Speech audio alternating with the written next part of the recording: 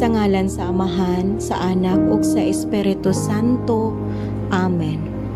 Lord, daghan kaayong salamat niining mga grasya nga ania sa among lamesa karong orasa na among pagasaluan sa among tibuok pamilya. Daghan kaayong salamat sa imong walay kinutubang gugma, diin kanunay nimong gipakita o gipabati nganhi kanamo. Pinaagi sa imong makanunayong paghatag kanamo sa among inadlaw-adlaw nga gikinahanglan, ilabi na gayud niining mga pagkaon nga giandam kanamo. Lord, hinaot unta nga kining mga pagkaon nga ania karon makahatag kini og kabaskog ug kusog sa among panglawas.